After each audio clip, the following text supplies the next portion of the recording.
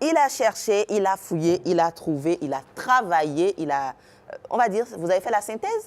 Marcel Dequest, qu'est-ce qu'il y a aujourd'hui au menu pour la revue des titres? Bonjour à tous, bonjour à toutes. Ce matin, la presse béninoise nous plonge au cœur d'une scène politique qui évolue aujourd'hui entre recomposition, stratégie électorale et paris audacieux, sinon très audacieux. Les journaux scrutent les lignes de fracture et les mouvements de l'échiquier national. La Nouvelle Tribune met le projecteur sur ce qu'elle appelle un étrange attelage politique.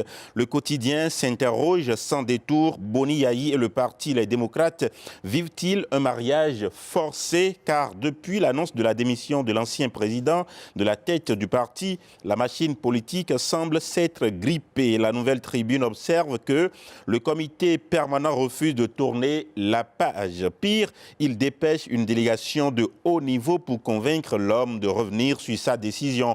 Le journal souligne un contraste frappant. Lorsque d'autres cadres ont quitté le navire ces derniers mois, le parti s'était contenté d'un silence, un silence de cathédrale. Mais pour Boni Yayi, l'attitude change, la Nouvelle Tribune tranche. Ce refus n'est pas une politesse politique, c'est une stratégie de survie. Car, explique le quotidien, l'ancien chef de l'État reste le bouclier électoral, le réseau politique et même la boussole morale du parti. Sans lui, l'édifice pourrait vaciller. Mais le journal met en garde.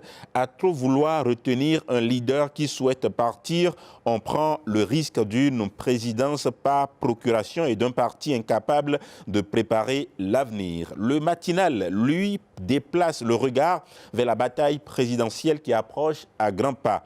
Le journal décrit un contraste saisissant entre les deux camps engagés dans la course du 12 avril 2026. D'un côté, le duo Wadagne-Talata multiplie les déplacements, engrange les soutiens et structure méthodiquement sa machine de campagne. De l'autre, le matinal constate que le tandem Humpé-Huanou évolue dans une posture plus discrète, presque prudente. Le quotidien s'interroge même, stratégie calculée ou résignation face à un rapport de force défavorable. Pendant que la mouvance présidentielle déploie une amada politique soutenue par les grandes formations de la majorité et même par le président Patrice Talon, l'opposition peine à imposer sa présence dans l'espace public. Mais le matinal rappelle une stratégie d'or de la démocratie. En politique, rien n'est jamais totalement joué tant que les urnes n'ont pas parlé. Gaskiani Info, lui, bouscule les lignes et lance une hypothèse explosive. Et si le parti Les Démocrates décidait de soutenir Romuald Wadagne? Oui, vous avez bien entendu, le journal ose cette question audacieuse. Pourquoi l'opposition ne pourrait-elle pas tendre la main à un homme du pouvoir reconnu pour ses compétences économiques? Pour Gaskiani Info, Romuald Wadagne n'est pas un politicien classique.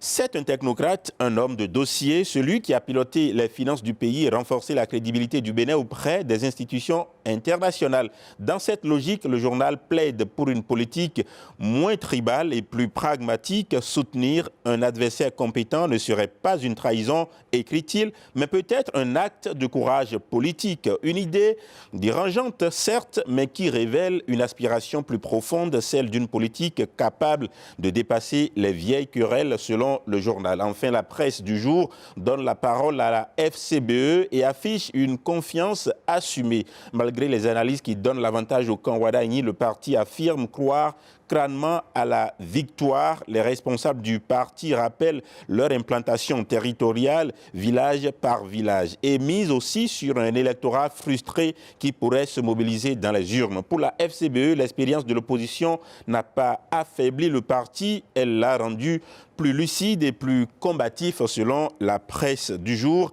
Et ainsi va la presse ce matin.